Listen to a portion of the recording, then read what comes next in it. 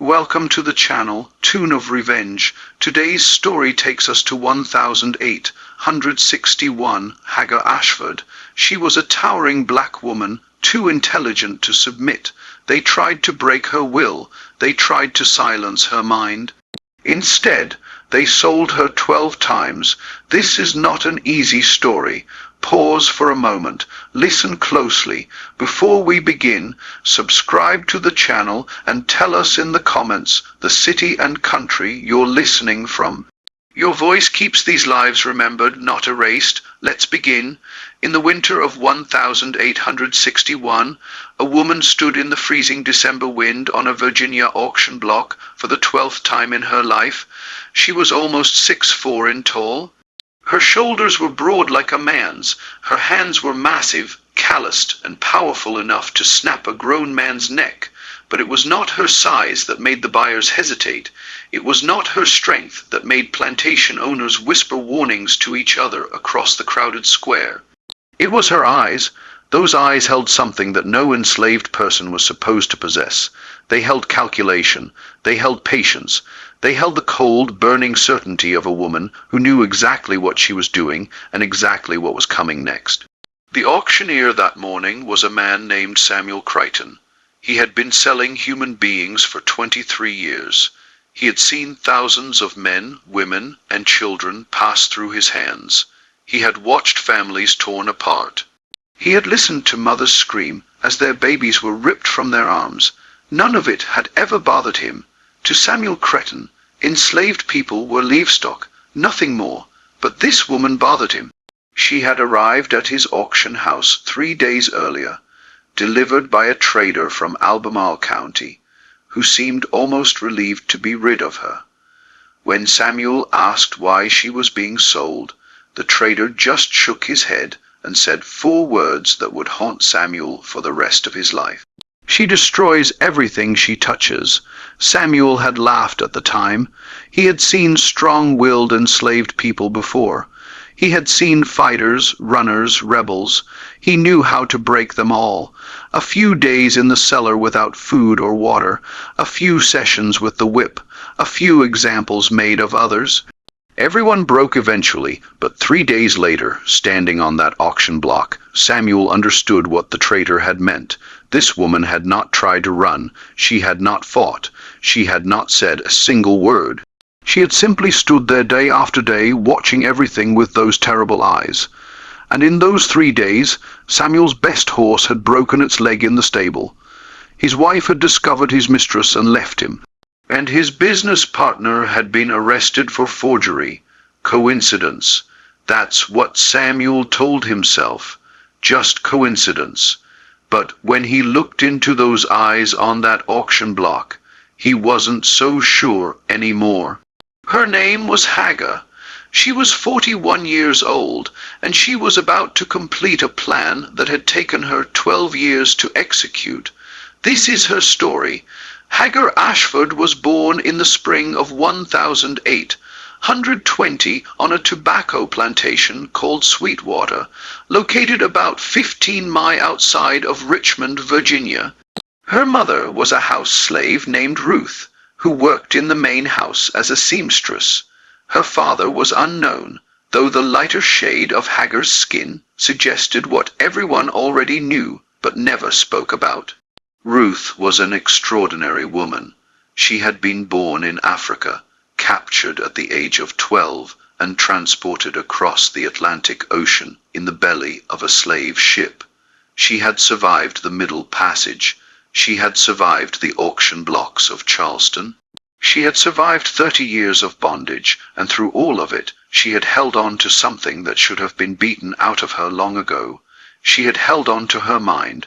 Ruth could read not just simple words, but complex texts in English and French. She had learned in secret over many years, stealing moments whenever she could. A newspaper left on a table, a letter discarded in the trash, pages from books used to start fires in the kitchen. Ruth collected words the way other slaves collected moments of rest. Each one was precious. Each one was power, and Ruth understood something that most people in her position never learned. She understood that the true chains of slavery were not made of iron, they were made of ignorance. The masters kept their slaves illiterate, not because reading was useless, but because reading was the most dangerous weapon a slave could possess. A slave who could read could forge passes. A slave who could read could understand the law. A slave who could read could communicate across distances. A slave who could read could plan. Ruth began teaching Hagar to read when the girl was just 4 years old. They practiced in the small hours of the night by candle light in the cramped quarters they shared with 6 other slaves. Ruth used a stick to scratch letters into the dirt floor. She made Hagar trace them over and over until the shapes became sounds, and the sounds became words, and the words became meaning. It was the most dangerous thing a slave mother could do. The penalty for teaching a slave to read in Virginia was severe. For the teacher, it meant 39 lashes and possible sale to the deep south. For the student, it meant the same or worse. And for anyone who helped or knew and didn't report it, the punishment was just as harsh. But Ruth did it anyway, because Ruth understood that knowledge was the only inheritance she could give her daughter. The masters could take everything else. They could take her body. They could take her labor. They could take her dignity, but they could not take what was inside her mind. By the age of 7, Hagar could read better than most white children in the county. By 10, she had devoured every book she could get her hands on, and by 12, she had discovered the library. The master of Sweetwater Plantation was a man named Charles Ashford. He was a wealthy tobacco planter with over 200 slaves and one of the finest private libraries in Virginia. That library contained over 300 volumes, including works of philosophy, history, law, mathematics, and science. Charles Ashford was proud of his library. He considered himself an educated man, a gentleman of culture and refinement. He had no idea that his most valuable possession was being systematically consumed by a 12-year-old slave girl.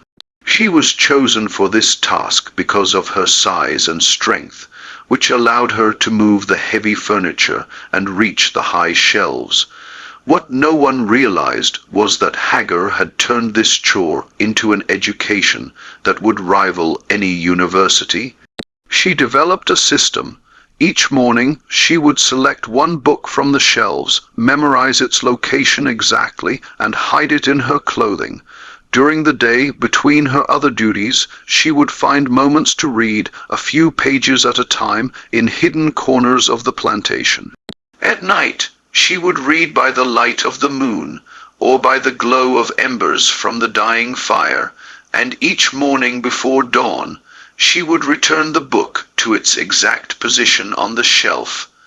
She read Blackstone's commentaries on the laws of England and learned how property rights worked. She read Thomas Paine's Common Sense and understood that all men were supposed to be created equal. She read histories of slave revolts in the Caribbean and studied why they had succeeded or failed. She read books on agriculture, on medicine, on geography, on military strategy. She read anything and everything, consuming knowledge with a hunger that could never be satisfied, and she remembered everything. Hagar had been born with what people today would call a photographic memory. She could look at a page once and recall it perfectly years later. She could hear a conversation and repeat it word for word decades after it happened. Her mind was like a vast library of its own. And every book she read, every word she heard, every face she saw was filed away in perfect order, ready to be retrieved whenever she needed it. This gift would one day save her life, but first it would destroy everything she loved. On a humid August morning in 1832, Charles Ashford walked into his library and found Hagar standing by the window, reading a leather-bound copy of Cicero's orations in the original Latin. She had gotten careless. After years of perfect caution, she had allowed herself to become absorbed in a passage about justice and revenge, and she had not heard the master's footsteps in the hallway. For a long moment, neither of them moved. Hagar stood there with the book in her hands, watching Charles Ashford's face cycle through confusion, disbelief, and finally cold fury. "Where did you learn that?" he asked. His voice was quiet, but there was a tremor in it that Hagar had never heard before. She said nothing. There was nothing to say. She had been caught, and they both knew what that meant. Charles Ashford was not a cruel man by the standards of his time. He rarely whipped his slaves. He did not break up families casually. He provided adequate food and clothing and medical care. He considered himself a Christian and a gentleman, and he believed sincerely that slavery was a positive good for the African race, lifting them from savagery into civilization. But what he was looking at now terrified him in a way he could not quite articulate. This was not just a slave who had learned to read. This was a slave who could read Latin. This was a slave who was standing in his library, surrounded by his books, absorbing his knowledge, thinking thoughts that no slave was ever supposed to think. This was a threat to everything he believed about the natural order of the world. "Who taught you?" he demanded. Hagar remained silent. She knew that her answer would determine not just her fate, but her mother's fate as well. If she confessed that Ruth had taught her, Ruth would be sold to the Deep South, to the cotton fields and sugar plantations, where slaves were worked to death in a few years. If she lied and said she had taught herself, she might be able to protect her mother. But Charles Ashford was not a stupid man. He had already figured it out. That night, Ruth was dragged from her bed and brought to the whipping post in the center of the slave quarters. Every slave on the plantation was forced to watch as the overseer delivered 39 lashes to her bare back. The whip was made of cowhide, weighted with metal at the tips. Each stroke tore the flesh open. By the 15th lash, Ruth had stopped screaming. By the 30th, she had lost consciousness, but the punishment was not over. The next morning, still bleeding from her wounds, Ruth was loaded onto a wagon and taken to the slave market in Richmond. Charles Ashford had decided that having a literate slave on his plantation was too dangerous, even after punishment. Ruth had to go. Hagar begged to be allowed to say goodbye. She was denied. She begged to be sold with her mother. She was denied. She begged to know where her mother was being sent. She was denied. The last image Hagar ever had of her mother was the back of that wagon, disappearing down the dusty road, carrying Ruth away to a fate that Hagar could only imagine. She never saw her mother again. She never learned where Ruth was sold or what happened to her. For all Hagar knew, her mother could have died on a cotton plantation in Mississippi, or a sugar plantation in Louisiana, or a rice plantation in South Carolina. The South had swallowed her whole, and there was no way to find her. Hagar was 12 years old, and something inside her died that day, something soft and hopeful and human. It was replaced by something else, something cold and hard and patient, something that would wait as long as it needed to wait and do whatever it needed to do until justice was served. She made a vow that morning, standing in the dust where the wagon had been, staring at the empty road. She would make them pay, not just Charles Ashford, though he would certainly pay all of them. Every plantation owner, every slave trader, every overseer, every white person who had ever participated in this monstrous system. She would find a way to make them all pay. She was 12 years old, and she had just declared war. For the next 5 years, Hagar abided her time. She was more careful now, never letting anyone see her read, never revealing the vast library of knowledge locked inside her mind. To the overseers and the other slaves, she was just another field hand, strong and quiet and obedient. But inside her head, she was planning. She studied the plantation's operations with the same intensity she had once applied to Cicero and Blackton. She learned how tobacco was grown, harvested, and sold. She learned the names of the buyers and the prices they paid. She learned the routes the wagons took to market and the schedules the overseers followed.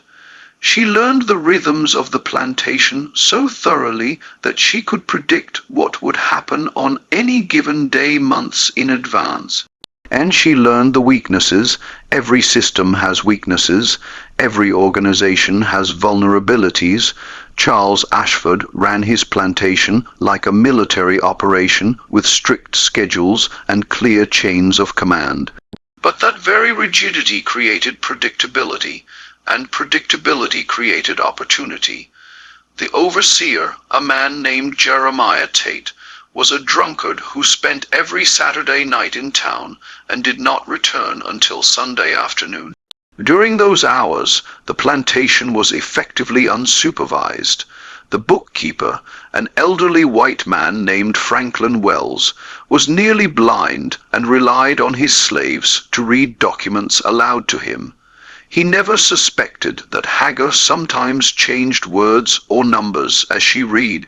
The slave quarters were inspected every week, but always on Wednesday mornings, giving anyone who wanted to hide something plenty of time to prepare, and the library, despite what had happened with Ruth, remained accessible. Charles Ashford had not changed the locks or restricted access.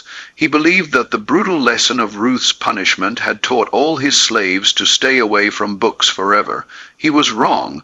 In 1837, when Hagar was 17 years old, Charles Ashford made a decision that would seal his fate. He decided to expand his operations by purchasing a neighboring plantation called Willow Creek.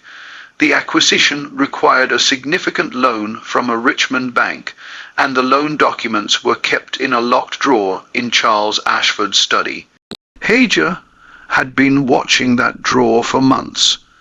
She knew which key opened it, where that key was kept, and what hours of the day the study was empty.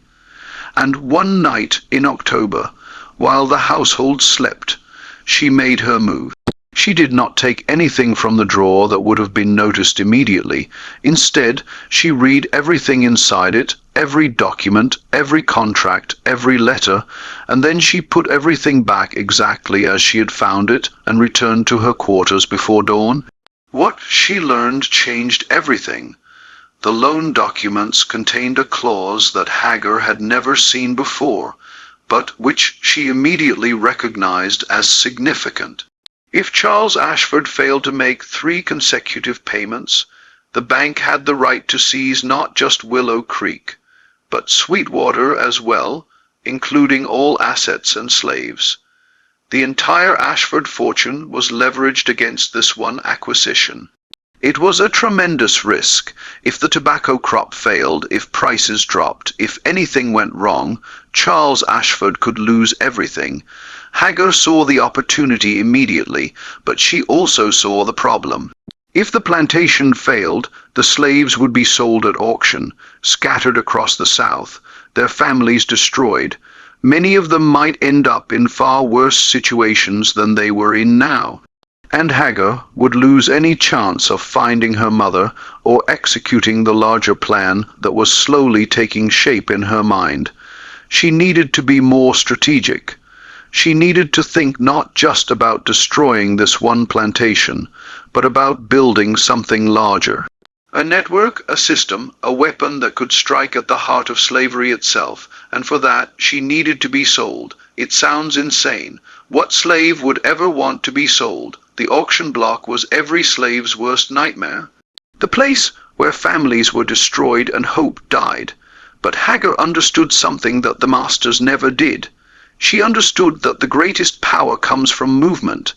An enslaved person who stayed on one plantation their entire life knew only that one plantation. They knew its fields, its rhythms, its people, but they knew nothing of the larger world. They could not see the connections between plantations, the networks of trade, the vulnerabilities of the system. But a slave who moved from place to place, who was sold from one master to another, could learn things that no stationary slave could ever learn. They could map the territory, they could build connections. They could find the weak points in the armor. Hagar decided to become that slave. The question was how. Slaves did not get to choose when or whether they were sold. That decision belonged to the master alone. Hagar needed to find a way to make Charles Ashford want to sell her, while making sure she was sold to someone specific in a place she chose. The answer came from an unlikely source, the overseer's wife. Martha Tate was a bitter, jealous woman who had long suspected that her husband was taking liberties with the female slaves on the plantation. She was right, of course. Jeremiah Tate was a predator who used his position of power to assault women who had no ability to refuse. But Martha had never been able to prove it, and confronting her husband directly would only lead to violence against herself. Hagar saw an opportunity. She began leaving evidence where Martha would find it. A torn piece of fabric from a slave woman's dress hidden in Jeremiah's coat pocket, scratches on his back that could only have come from fingernails, whispered rumors that reached Martha through the house slaves who served her. Martha's jealousy grew into rage, and her rage grew into action. She began making her husband's life miserable, accusing him of infidelity, threatening to leave him, demanding that he get rid of the slave women she suspected. And because Jeremiah Tate was a weak man who could not stand up to his wife, he began looking for scapegoats. Hagar made sure she was one of them. She started being clumsy in her work, breaking tools, spilling water, making small mistakes that drew the overseer's attention. She made sure to be nearby whenever Martha was watching, cultivating a look that could be interpreted as defiance or desire, depending on who was looking. And she began muttering to herself in Latin when she thought no one was listening, just loud enough to be overheard by people who would report it. Within 3 months, Jeremiah Tate had convinced Charles Ashford that Hagar was too dangerous to keep. Not because of her size or her strength, but because of her mind. The reports of her speaking in strange languages, the rumors of her unnatural abilities, the way she seemed to know things she shouldn't know, all of it combined to create a portrait of a slave who was more trouble than she was worth. In the spring of 1838, Hagar Ashford was sold for the first time. She was purchased by a man named Thomas Redford, who owned a medium-sized tobacco plantation about 40 miles from Sweetwater. Hagar had researched him thoroughly before maneuvering herself into being sold. She knew that his plantation bordered 3 others, that he had connections to traders who moved slaves between Virginia and Kentucky, and that he had a gambling problem that was slowly eating away at his fortune.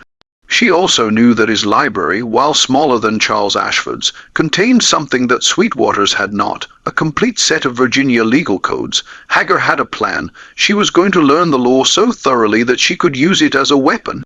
She was going to find every loophole, every ambiguity, every vulnerability in the legal system that held her and millions of others in bondage. And then she was going to exploit them all. But first she had to survive.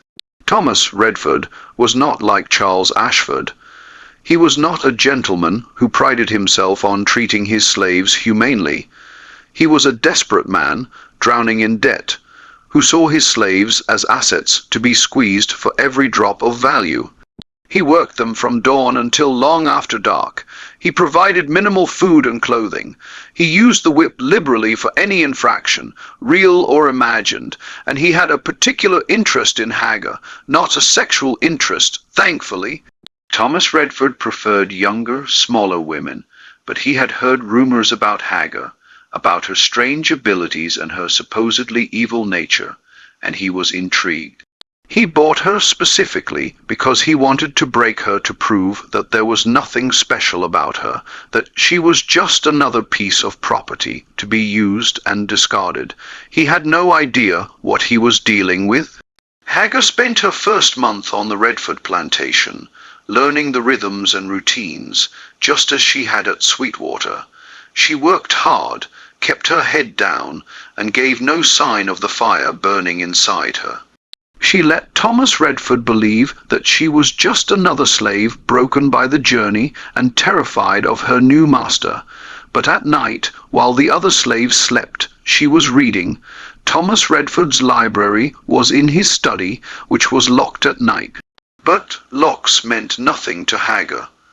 She had taught herself to pick them years ago, using techniques she had read about in a book on metallurgy and mechanical engineering. She could open any lock on the plantation in under a minute, and she made sure to practice until she could do it without making a sound. Every night, for hours, she sat in that dark study and read by moonlight, filling her mind with the laws of Virginia. She learned about property rights and contract law, about deeds and transfers, about the legal definitions of slavery, and the rare circumstances under which a slave could be freed. She learned about the courts and how they operated, about the judges and their precedents, about the endless bureaucracy that kept the system running, and she began to see the cracks. The legal system that supported slavery was vast and complex, but it was also old and inconsistent. Laws passed in one decade contradicted laws passed in another. Definitions varied from county to county. Enforcement was sporadic and often corrupt. And most importantly, the system relied on the assumption that slaves were illiterate and ignorant, that they could never understand the laws that bound them, let alone find ways to exploit them. Hagar was going to prove that assumption catastrophically wrong. But she was not going to do it alone. She needed allies. She needed a network. And to build that network, she needed to be sold again. This time, she did not need to be subtle. Thomas Redford was already suspicious of her, already looking for an excuse to get rid of her. All she needed to do was give him one. She chose fire, not a large fire, not a dangerous fire. Just a small blaze in the tobacco drying barn, started with a candle and some dry leaves, easily extinguished before it could spread.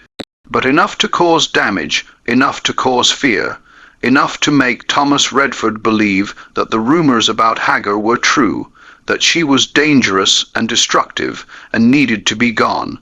Within a week, she was sold again. This time, she was purchased by a slave trader named Marcus Webb, who planned to take her south to the cotton markets of Alabama. But Hagar had no intention of going to Alabama. She had done her research, and she knew that Marcus Webb had a secret. He was illiterate. Marcus Webb had built his entire business on bluster and intimidation. He could not read a single word, but he had learned to hide it so well that almost no one knew. He had partners who handled the paperwork, clerks who read documents aloud to him, and an elaborate system of symbols and marks that he used instead of written records. Hagar saw the opportunity immediately. On the second night of the journey south, while the other slaves were chained in the wagon and Marcus Webb was sleeping by the fire, Hagar made her move. She had already worked her way out of her chains using a technique she had taught herself years ago. She approached Marcus Webb silently, a stolen knife in her hand, and pressed it against his throat before he could wake. "I know you can't read," she said quietly. "And I know what that means for your business. If your partners find out, if your buyers find out, you'll be ruined. Everything you've built will be gone." Marcus Webb's eyes went wide with terror. No slave had ever spoken to him like this. No slave had ever held a knife to his throat. He was completely at her mercy. "I'm going to make you an offer," Hagar continued. You're going to sell me to a man named William Garrett in Henrio County. You're going to tell him that I'm strong and obedient and perfect for field work. And you're going to forget you ever saw me. In exchange, I won't tell anyone your secret. I won't destroy your business. I won't cut your throat right now. Do we have a deal? Marcus Webb nodded frantically. Good, Hagar said. She removed the knife from his throat, but kept it in her hand. Now, put the chains back on me and let's get going. We have a long way to travel. William Garrett was not a random choice. He was the third name on a list that Hagar had been compiling for years. A list of the most powerful and most vulnerable slave owners in Virginia. Each name represented a step in her plan, a move in a game that only she could see. Charles Ashford was the first name, the man who had destroyed her family, the man whose plantation she had studied so thoroughly that she knew it better than he did. Thomas Redford was the second name, a gambler and a drunk, easy to manipulate, useful for gathering information about the slave trade routes, and William Garrett was the third name. Because William Garrett was Charles Ashford's cousin. Because William Garrett had helped arrange the sale of Ruth to the Deep South, and because William Garrett's plantation was the hub of a network that connected a dozen of the largest slaveholding families in Virginia. Hagar was not just moving randomly from plantation to plantation. She was climbing a ladder, moving closer and closer to the center of power, gathering information and building connections at every step. And when she reached the top, she was going to push the whole thing down. But first, she had to survive William Garrett. William Garrett was the worst kind of master. He was intelligent and cruel, patient and vicious, a man who took pleasure in breaking the spirits of his slaves. He did not use the whip for punishment. He used it for entertainment. He did not sell troublesome slaves. He tortured them until they died or went mad, and he had heard the stories about Hagar. When Marcus Webb delivered her to Garrett's plantation, William was waiting at the gate. He was a tall, thin man with pale blue eyes and a smile that never reached them. He looked at Hagar the way a scientist looks at a specimen, calculating and cold.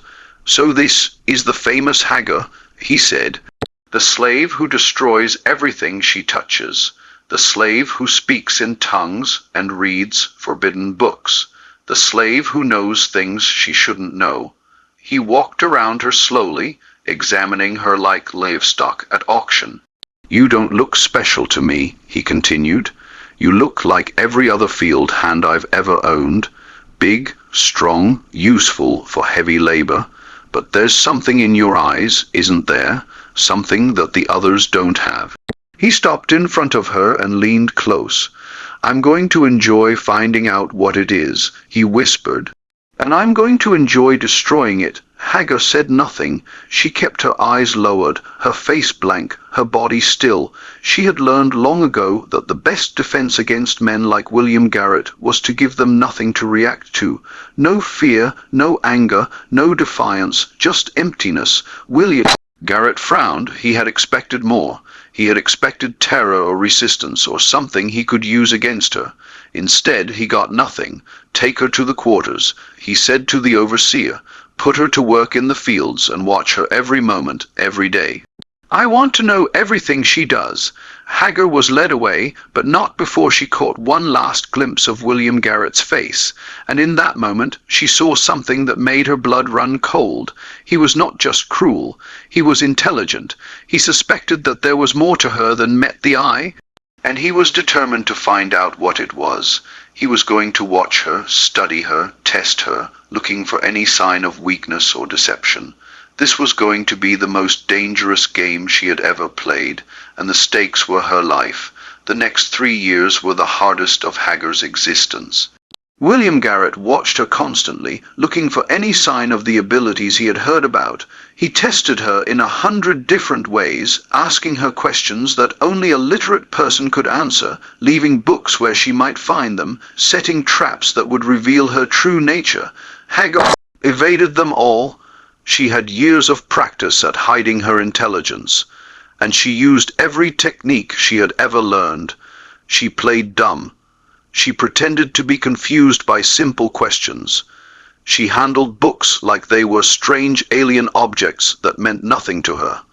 She even occasionally made mistakes in her work that a smart person would never make, reinforcing the impression that she was just another strong, stupid field hand. But it was exhausting. The constant vigilance, the endless deception, the knowledge that a single slip could mean torture and death. There were nights when Hagar lay in her tiny cabin and wondered if it was worth it. Nights when she thought about giving up, about letting William Garrett win, about accepting that she would die on this plantation like so many others before her.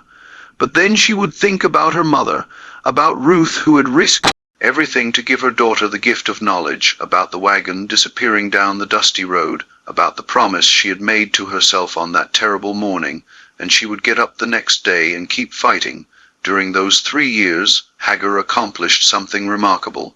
Despite William Garrett's constant surveillance, she managed to build the beginnings of a network. She identified other slaves who could be trusted, who were willing to take risks, who shared her hunger for freedom and justice. She taught them signals and codes, ways of communicating that looked like normal behavior to anyone who didn't know what to look for. She began mapping the connections between plantations, the routes that slaves traveled, the people who could be bribed or manipulated, and she learned things about William Garrett that he would have killed to keep secret. She learned that he was heavily in debt to a bank in Richmond. She learned that his wife was having an affair with the local minister. She learned that he had forged documents to claim land that rightfully belonged to his neighbor. She learned that he had killed a slave 3 years earlier and covered it up, telling the authorities that the man had run away. Each piece of information was filed away in that perfect memory of hers, waiting for the right moment to be used. That moment came in the fall of 1841. William Garrett had finally found what he thought was proof of Hagar's literacy. A slave from a neighboring plantation had been caught with a book, and under torture he had confessed that Hagar had taught him to read. It was a lie. Hagar had never seen the man before, but William Garrett didn't care about the truth. He cared about finally breaking the slave who had defied him for 3 years. He called her to the main house and confronted her with the accusation. He showed her the confession. He described the punishment she would receive, and then he sat back waiting for her to beg, to confess, to break. Instead, Hagar did something that William Garrett never expected. She smiled. "You're going to sell me," she said. Her voice was calm, almost pleasant. "You're going to take me to the auction in Richmond tomorrow morning, and you're going to sell me to the highest bidder, and you're going to do it quietly without telling anyone why." William Garrett stared at her in disbelief. "Why would I do that?" "Because I know about the bank," Hagar said. "I know how much you owe and when the payments are due. I know that if you don't come up with $3,000 in the next 30 days, you'll lose everything." She paused, watching the color drain from his face.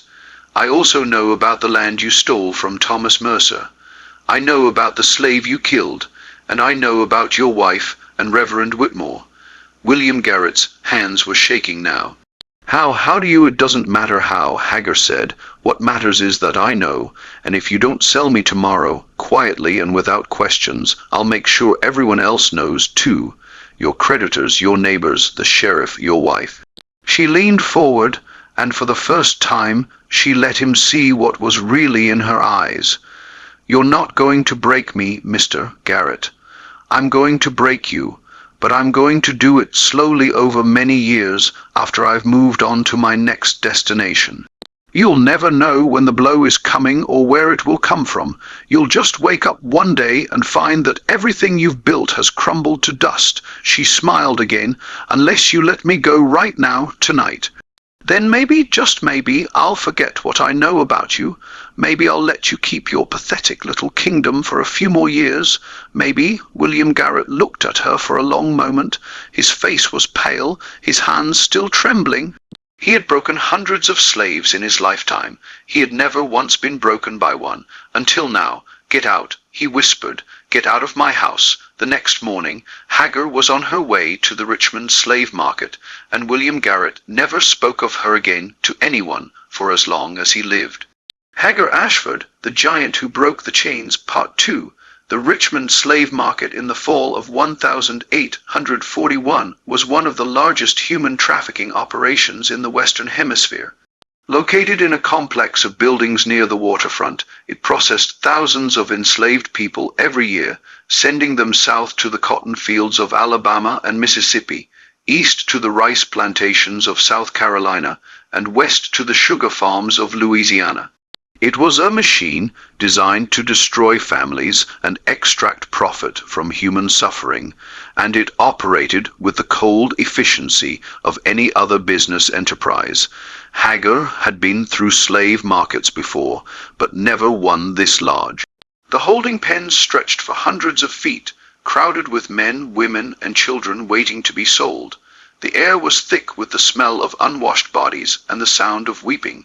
Families huddled together, knowing that they might be separated forever within hours.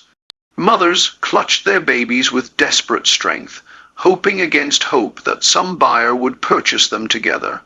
Hagar watched everything with those calculating eyes. She noted the layout of the buildings, the schedules of the guards, the faces of the traders and buyers. She listened to conversations, picking up information about prices and destinations, and the names of the most powerful slave owners in the region, and she began making connections. In the holding pen next to hers, there was a man named Solomon. He was about 50 years old, with gray hair and deep lines around his eyes. He had been a blacksmith on a plantation in North Carolina for 30 years, skilled enough that his master had hired him out to neighboring farms for extra income. But his master had died, and the estate was being sold off, and Solomon was being sent to market like any other piece of property. Solomon could read, not well, just basic words and numbers, but enough to be useful. More importantly, Solomon knew people. He had spent 3 decades working on different farms throughout North Carolina and Virginia, and he had built relationships with hundreds of enslaved people across the region. He knew who could be trusted, who was willing to take risks, who had skills that might be useful in an organized resistance. Hagar recognized his value immediately. She approached him carefully, using the signals and codes she had developed over the years. A certain way of holding her hands, a pattern of words that sounded like normal conversation but carried hidden meanings, a series of questions that seemed innocent but revealed whether the listener was a potential ally or a potential threat. Solomon understood. He had seen similar codes before in the whispered networks of resistance that existed on every plantation. He responded with his own signals, establishing trust, confirming that he was willing to participate in whatever Hagar was planning. They talked for hours that night, voices low, faces close together in the darkness of the holding pen. Hagar told him about her plan, not all of it, not yet, but enough for him to understand the scope of what she was attempting. She was building a network that would span the entire state of Virginia. She was mapping the connections between plantations, identifying the vulnerabilities in the system, preparing for a strike that would shake the foundations of slavery itself. Solomon listened in silence, his eyes growing wider with each word. When Hagar finished, he sat for a long moment, staring at nothing. "You're either the smartest person I've ever met," he said finally, "or the craziest." "Maybe both. Does it matter?" Hagar asked. Solomon shook his head slowly. No, I don't suppose it does. What do you need from me?" "Contacts," Hagar said. "Names of people in North Carolina who can be trusted. Routes between plantations, information about the traders who move slaves between states, anything you know that might be useful." For the next 3 hours, Solomon talked. He gave Hagar names, dozens of them, along with descriptions of each person and their skills and their locations. He described the routes that slave coffles traveled between North Carolina and Virginia, the stops they made, the opportunities for communication along the way. He told her about the underground networks that already existed, the secret churches and midnight meetings where enslaved people gathered to pray and plan and dream of freedom. Hagar filed it all away in that perfect memory of hers. Every name, every route, every piece of information. By the time the sun rose, she had added hundreds of new data points to the mental map she was building. The next morning, Solomon was sold to a cotton planter from Alabama. Hagar never saw him again, but the information he had given her proved invaluable in the years to come, allowing her to extend her network far beyond Virginia into the neighboring states. Hagar herself was purchased by a man named Robert Cunningham, who owned a small tobacco farm in Hanover County. He was not a cruel man, just an ordinary one, unremarkable in every way. He worked his slaves hard, but did not abuse them. He provided adequate food and shelter. He rarely used the whip. He was exactly the kind of master that Hagar needed at this stage of her plan, someone who would not watch her too closely, someone who would give her the freedom to continue building her network. She spent 2 years on the Cunningham farm, and during that time she made more progress than she had in all the years before. The Cunningham farm was located at a crossroads, a place where several major roads intersected. Travelers passed through constantly, including slave traders moving their coffles between markets, peddlers selling goods from town to town, and free black people traveling on legitimate business. Each of these travelers was a potential source of information, a potential link in the chain Hagar was building. She developed a system for making contact. She would find reasons to be near the road when travelers passed. She would offer water or food in exchange for conversation.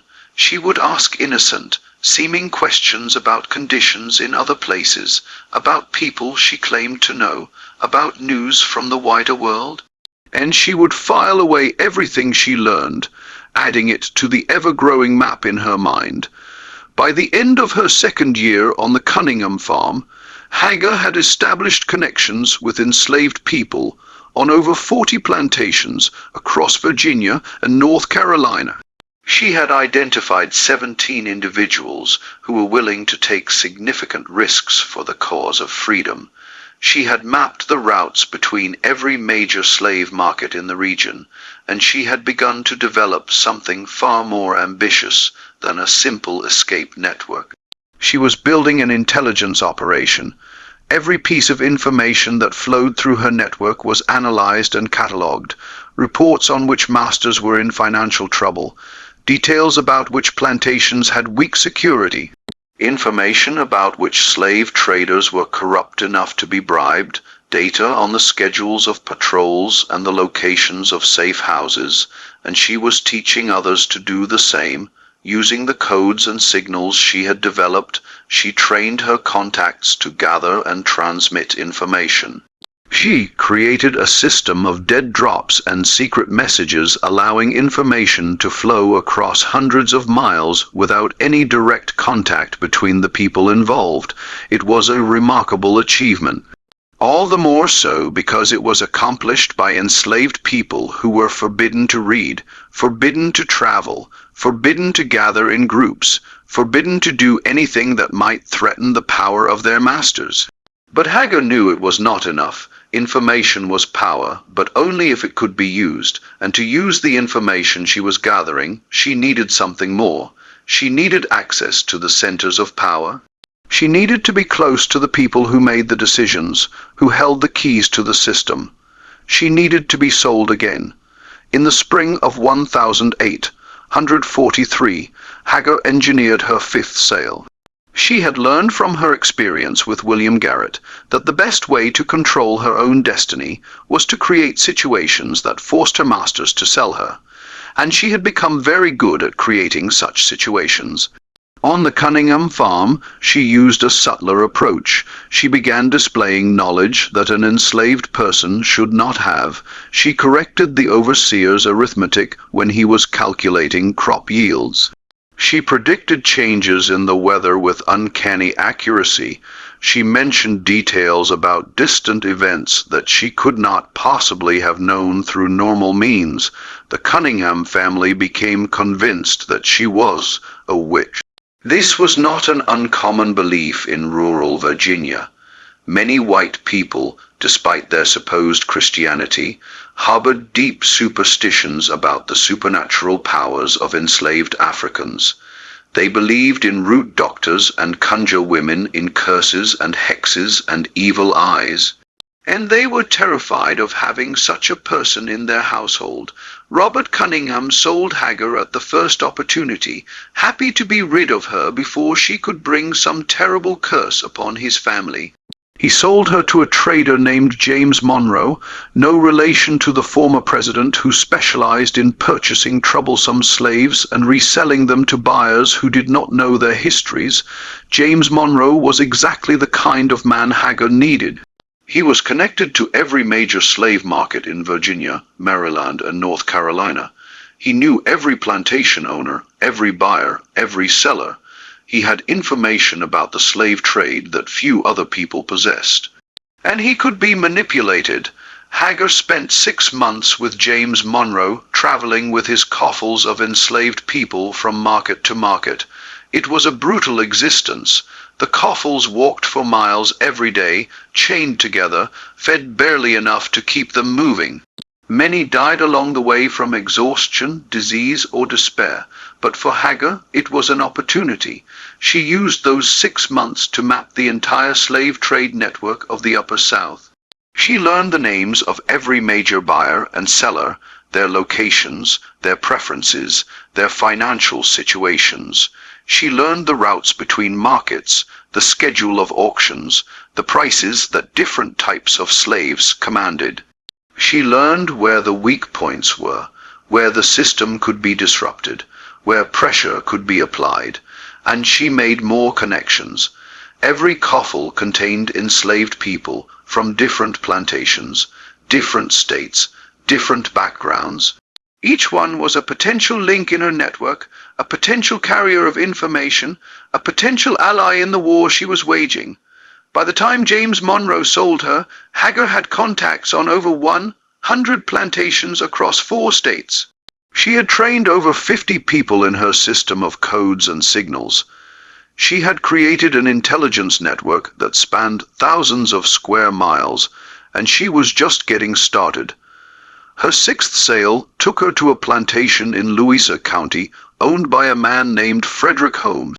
Holmes was a lawyer as well as a plantation owner, and his study contained something that Hagar had been searching for years to find, a complete collection of court records and legal documents relating to slavery in Virginia. This was the treasure she had been seeking. The legal codes she had studied years ago had given her a framework for understanding the system, but court records were different. Court records showed how the law actually worked in practice, how it was interpreted and applied, and sometimes bent or broken. Court records contained the details that no law book could provide. For 2 years, Hagar studied those records with the same intensity she had once applied to Blackton and Cicero. She learned about every case involving slavery that had been decided in Virginia courts. She learned about the precedents and the exceptions, the technicalities and the loopholes. She learned about cases where slaves had been freed on technical grounds, where wills had been contested, where property transfers had been challenged, and she found something extraordinary. Hidden in the records of a case from 1812, she found a precedent that had apparently been forgotten by everyone in the legal profession. The case involved a slave named James, who had been promised freedom in his master's will, but then sold to another owner before the master died. The new owner claimed that the sale nullified the promise of freedom, but the court disagreed. The court ruled that a promise of freedom, once made and witnessed, could not be revoked by subsequent sale. The implications were staggering. If a slave owner could be induced to promise freedom to an enslaved person, and if that promise could be witnessed and documented, then That promise was legally binding, even if the slave was later sold. The promise followed the person, not the property. Hagar immediately saw how this could be used. If she could get slave owners to make promises of freedom, even informal ones, and if she could document those promises, she could potentially free enslaved people, using the master's own words against them. But she needed more. A single obscure precedent from 30 years ago would not be enough. She needed to find more cases, more exceptions, more technicalities. She needed to build a legal arsenal that could be used to attack slavery from within. She spent another 6 months on the Holmes plantation, studying every document she could get her hands on, and then, when she had learned everything she could learn, she arranged to be sold again. Her 7th, 8th, and 9th sales followed a similar pattern. Each time, she targeted a specific plantation for a specific reason, a plantation with connections to the political establishment, a plantation near a major transportation hub, a plantation owned by a family with influence in the state legislature. At each stop, she gathered more information, made more connections, and trained more people in her network. And at each stop, she moved closer to the center of power. By 1850, Hagar had been sold 9 times. She was 30 years old, though she looked older. The years of hard labor and constant stress had taken their toll on her body. But her mind was sharper than ever, and her network had grown to include contacts on over 200 plantations across 5 states. She was ready for the next phase of her plan. Her 10th sale took her to Henry County to a plantation called Oak Hill. The owner was a man named Thomas Ashford. The name was not a coincidence. Thomas Ashford was the son of Charles Ashford, the man who had destroyed Hagar's family 20 years earlier. The man who had beaten her mother and sold her to the Deep South. The man who had started Hagar on this path of vengeance. Thomas had inherited Sweetwater Plantation after his father's death in 1845. But Sweetwater was not enough for him. He had ambitions that his father had never possessed. He wanted to build an empire. Over the past 5 years, Thomas Ashford had acquired 6 additional plantations, including Oak Hill. He had consolidated his holdings into one of the largest slaveholding operations in Virginia, with over 800 enslaved people working his fields. He had established connections with banks, politicians, and traders throughout the South. He had become one of the most powerful men in the state, and he had no idea that the woman who had just been sold to his plantation was the same girl who had stood in his father's library 20 years ago reading Cicero in the original Latin. Hagar was different now. 20 years of hard labor had changed her body, and the constant stress of survival had changed her face. She was still tall, still imposing, but the girl who had watched her mother being taken away was long gone. In her place was a woman hardened by decades of struggle, a woman who had seen things that would break most people, a woman who had transformed herself into something that Thomas Ashford could not recognize. But Hagar recognized him. She saw his father's eyes in his face. She heard his father's voice in his words. And when she looked at him, she saw the man who had destroyed her family, resurrected in new flesh, continuing the same evil that his father had perpetrated. The circle was almost complete. Hagar spent the next 2 years on Oak Hill, working as a field, and watching Thomas Ashford carefully. She learned his routines, his habits, his weaknesses. She learned about his business dealings and his financial situation. She learned about the other plantations he owned and the people who managed them, and she began to understand the scope of what she was dealing with. Thomas Ashford's empire was vast, but it was also vulnerable. He had expanded too quickly, borrowing too much money to acquire his new plantations. He was dependent on the tobacco market, which had been volatile in recent years, and he was stretched thin, trying to manage 6 separate properties with limited resources. More importantly, his recording was a mess. The rapid expansion had created chaos in his documentation. Property records were incomplete, sales records were contradictory, and ownership documents were scattered across half a dozen different locations. Hagar saw the opportunity immediately. In a system that depended on documentation, incomplete and contradictory records were a fatal weakness. If documents could be lost or altered, if ownership could be challenged, if the paper trail that connected master to slave could be disrupted, then the entire system could be thrown into chaos, and Hagar knew exactly how to create that chaos. For the next 2 years, she worked patiently to put the pieces in place. She identified the locations where Thomas Ashford kept his records. She studied the formats and styles of his documents. She learned to forge his signature so perfectly that even he could not tell the difference. And she began making copies of key documents, altering them in subtle ways that would not be noticed immediately, but would create legal problems later. She also continued building her network. Oak Hill was the hub of Thomas Ashford's empire, and enslaved people from all 6 of his plantations passed through regularly. Hagar used these opportunities to expand her contacts, to share information, and to coordinate the next phase of her plan. By 1852, everything was in place. Hagar had contacts on every one of Thomas Ashford's plantations. She had forged documents that challenged the ownership of hundreds of enslaved people. She had allies positioned in key locations throughout the county. And she had developed a plan that would bring Thomas Ashford's empire crashing down. But then something happened that almost destroyed everything. In the summer of 1852, Thomas Ashford decided to sell Oak Hill. He had overextended himself financially, and he needed to liquidate some of his holdings to pay his debts.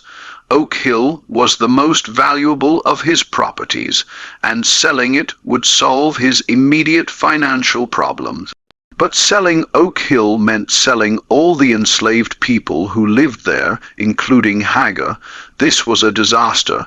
Hagar had spent 2 years positioning herself at the center of Thomas Ashford's empire. All her plans depended on her being able to access his records, communicate with his other plantations, and execute her strategy from within his organization. If she was sold to a stranger, everything she had built would be thrown into chaos. She had to stop the sale, but how? She could not simply blackmail Thomas Ashford the way she had blackmailed William Garrett. Thomas was too powerful, too well connected. If she threatened him, he would simply have her killed or sold to a trader heading for the Deep South. She needed a different approach. The answer came from an unexpected source. Thomas Ashford's wife, Elizabeth Ashford, was a woman of contradictions. She had been raised in a wealthy Charleston family, surrounded by enslaved servants her entire life. She had accepted slavery as a natural part of the world without ever questioning it, but she was also deeply religious, a devout Presbyterian who took her faith seriously, and she was troubled. The rapid expansion of her husband's slave holdings had disturbed her. She had watched as families were torn apart to staff new plantations. She had seen the brutality that was required to control so many people. She had begun to wonder if the institution she had accepted all her life was truly compatible with the Christianity she professed. Hagar sensed this uncertainty and decided to exploit it. She began finding ways to interact with Elizabeth Ashford, offering to help with tasks around the main house, making herself useful in small ways. She was careful never to seem too intelligent or too capable. She presented herself as a simple, pious woman, someone who had found comfort in faith despite the hardships of her life, and she began planting seeds. She would mention casually that she prayed for her masters every night. She would quote Bible verses about mercy and compassion. She would tell stories about other enslaved people she had known, stories that emphasized their humanity, their faith, their hopes and dreams. Slowly, over many months, Elizabeth Ashford began to see enslaved people differently, not as property, but as people, not as problems to be managed, but as souls to be saved. When Thomas Ashford announced his plan to sell Oak Hill, Elizabeth objected. She did not want to see the families on the plantation torn apart. She did not want to be responsible for sending people she had come to know to uncertain fates in distant places. Thomas was surprised by his wife's resistance. Elizabeth had never questioned his business decisions before, but she was insistent, and after several weeks of argument, they reached a compromise. Oak Hill would be sold, but the enslaved people would be distributed among Thomas Ashford's other plantations rather than sold on the open market. It was not a perfect solution. Hagar would still be moved from Oak Hill, but she would remain within Thomas Ashford's empire, able to continue her work. She was transferred to Sweetwater. The irony was not lost on her. 20 years after being sold away from the plantation where she was born, Hagar was returning, but she was not the same person who had left. She was a general now, commanding an army of allies and information, preparing for the final battle of a war that had lasted most of her life. Sweetwater had changed in the 2 decades since Hagar had left. Charles Ashford was dead, and his son had transformed the plantation into the headquarters of a larger operation. New buildings had been constructed. The fields had been expanded. The slave quarters had been enlarged to accommodate the workers from the consolidated operations. But some things were the same. The library where Hagar had taught herself to read was still there. Though the books had been moved and reorganized, the whipping post where her mother had been beaten still stood in the center of the slave quarters, a reminder of the violence that kept the system running. And the road down which Ruth had disappeared was still visible from the quarters, a dusty line stretching toward a horizon that Hagar had never stopped watching. She found the tree where she had stood on that terrible morning, watching the wagon carry her mother away. She touched the bark, feeling the years compressed into that rough surface, and she made a new vow, a promise to the ghost of the girl she had once been. "I'm back," she whispered, "and I'm going to finish what I started." Her 11th sale came in 1854, when Thomas Ashford decided to move some of his workers to a newly acquired plantation in Chesterfield County. Hagar was among those transferred along with over 100 other enslaved people. But by this point, it didn't matter where she was located. Her network spanned all of Thomas Ashford's plantations. Her forged documents were in place. Her allies were positioned. Everything was ready for the final phase of her plan. She spent the next 2 years refining her preparations, making sure every piece was in place. She verified that her forged documents would hold up under scrutiny. She confirmed that her allies knew their roles. She studied the legal procedures that would be required to challenge ownership claims, and she waited for the perfect moment to strike. That moment came in the winter of 1856, when Thomas Ashford did something that played directly into her hands. He decided to consolidate all his ownership records in one location. Thomas Ashford had finally realized that his scattered and contradictory documentation was creating problems. He was having trouble proving ownership of some of his enslaved people, which was causing issues with insurance and estate planning.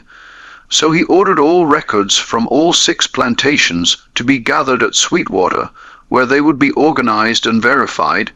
It was exactly the opportunity Hagar had been waiting for. The consolidation took several months. Documents were transported from all over Virginia, collected at Sweetwater, and stored in a newly constructed records room adjacent to the main house. Thomas Ashford hired a team of clerks to sort through the papers and create a master registry of all his enslaved holdings. Hagar was assigned to assist the clerks. It was a strange assignment for a field hand, but Hagar had cultivated a reputation as a reliable worker who could be trusted with important tasks. The clerks needed someone to carry boxes, retrieve documents, and perform other physical labor. Hagar was strong enough to do the work, and she seemed too simple-minded to cause any problems. They had no idea what they were inviting into their midst. For 3 months, Hagar worked alongside the clerks, carrying boxes of documents back and forth, watching as they organized the records, listening as they discussed the legal technicalities of ownership. And every night, after the clerks had gone home, she worked alone. She replaced documents with forged versions she had prepared years earlier. She altered dates and signatures. She created contradictions that would call ownership into question. She inserted documents that had never existed, papers that promised freedom to enslaved people, papers that challenged the legitimacy of sales, papers that would throw the entire registry into chaos. And she did something else, something that would prove to be the most devastating blow of all. She created a set of documents that, if accepted as genuine, would legally transfer ownership of 847 enslaved people to themselves. It was an audacious forgery. The documents purported to be a series of manumission agreements signed by Thomas Ashford over a period of years, promising freedom to his enslaved workers in exchange for loyal service. Each document was witnessed by people who were now dead, making verification impossible. Each document was dated in the past during periods when Thomas Ashford's record-keeping was known to be chaotic, and each document was written in a style that perfectly matched other legitimate documents in the archive. Hagar had spent years preparing these forgeries. She had studied Thomas Ashford's handwriting until she could reproduce it perfectly. She had analyzed the paper and ink used in his legitimate documents and obtained matching materials. She had researched the witnesses whose signatures she was forging, learning their writing styles and the circumstances of their deaths. It was a masterpiece of deception, and if it worked, it would be the largest mass emancipation in Virginia history. But Hagar knew that forgeries alone would not be enough. Documents could be challenged, experts could be called in, courts could rule against her. She needed something more. She needed chaos. In November of 1856, Thomas Ashford's second largest plantation caught fire. The blaze started in the tobacco drying barn and spread to the main house before it could be contained. The plantation's records, which had not yet been transferred to Sweetwater, were destroyed. 1 month later, a series of suspicious accidents plagued his plantation in Louisa County. Tools were sabotaged, crops were damaged, livestock escaped through mysteriously opened gates. The overseer quit in frustration, and Thomas Ashford was forced to spend weeks personally managing the property. In January of 1857, Thomas Ashford's bank called in a loan that was not supposed to be due for another 2 years. The bank claimed that the loan documents showed an earlier due date. Thomas Ashford insisted that this was wrong, but when he searched for his copy of the original agreement, he could not find it. These were not coincidences. Each event was orchestrated by Hagar's network, executed by allies she had positioned over years of careful planning. The goal was to distract Thomas Ashford, to keep him off balance, to prevent him from paying close attention to what was happening in his records room, and it worked. By the spring of 1857, Thomas Ashford was overwhelmed. His empire was in disarray, his finances were strained, his health was failing. He had neither the time nor the energy to personally verify the consolidated records that his clerks were preparing. On May 15th, 1857, the clerks presented Thomas Ashford with the completed master registry of his enslaved holdings. Thomas signed it without reading it carefully. He was too tired, too distracted. too confident in the competence of his employee. He had just signed his own destruction. 3 days later, a man named James Henderson walked into the Henry County Courthouse and filed a legal challenge on behalf of 847 enslaved people. The challenge claimed that these individuals had been promised freedom by their owner, Thomas Ashford, and that the promises were documented in the recently consolidated records. The challenge demanded that the court recognize these manumission agreements and grant freedom to all 847 people. James Henderson was a free black man who worked as a clerk in a Richmond law office. He was also one of Hagar's oldest and most trusted allies. She had met him years earlier during her time with the slave trader James Monroe and had been cultivating him ever since. He was one of the few free black people in Virginia who understood the legal system well enough to navigate it, and he was willing to take enormous risks for the cause of freedom. The legal challenge created immediate chaos. Thomas Ashford was summoned to court to respond to the claims. He insisted that the manumission agreements were forgeries, that he had never signed any such documents, that the whole thing was a fraud. But when the court examined the documents, they found something disturbing. The agreements were in the same handwriting as other documents known to be genuine. They were on the same paper with the same ink, bearing the same signatures and seals. They were indistinguishable from authentic documents, and they were part of the official consolidated registry that Thomas Ashford himself had signed and submitted to the court. Thomas Ashford was trapped. If he claimed